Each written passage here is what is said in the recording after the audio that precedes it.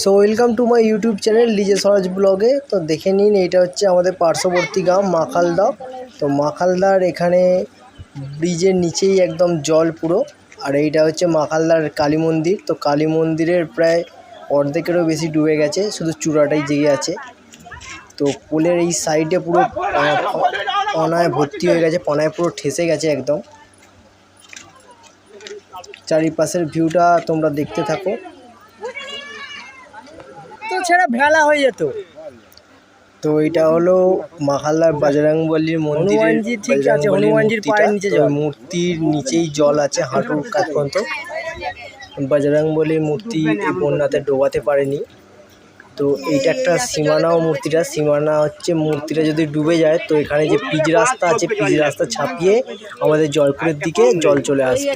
তো মূর্তিটা একটা সীমানা হিসাবেও কাজ হয়।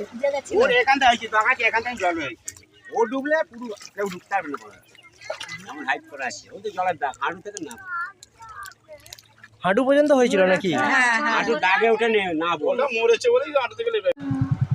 এটা হলো কুন্দলিয়া, আমাদের পার্শ্ববর্তী গ্রাম। তো কুন্দলিয়া গ্রামের এটা একটা বড় কালী মন্দির। তো এই কালী মন্দিরের অনেক প্রায় হাফ ডুবে গেছে। তোমরা দেখো এরকম কি অবস্থা, বন্যাতে পুরো চারিপাশের করে দিয়েছে একদম। পিছন দিকে পুরো পানায় ভর্তি হয়ে গেছে। ওদিকটাতেই দেখো কোথায়। আর এটা হলো আমার গোডাউনের ঠিক উল্টো দিকের ভিউ। আমার যেখানে গোডাউনটা জয়পুর জোর বাঁধ, তো জোর বাঁধের উল্টো দিকের আমার গোডাউনের সাইডেই পুরো এরকম ডুবে আছে। আমাদের যেহেতু গোডাউনটা বাঁধের ওপরে, তো বাঁধ ঝাঁপে আমাদের জয়পুরের দিকে জল আসতে পারেনি। কিন্তু এই দিকটা পুরো পানায় পুরো ঠাসা হয়ে গেছে, এতটাই জলের প্রেসারে পুরো পানাগুলোকে বাঁধের এক সাইডে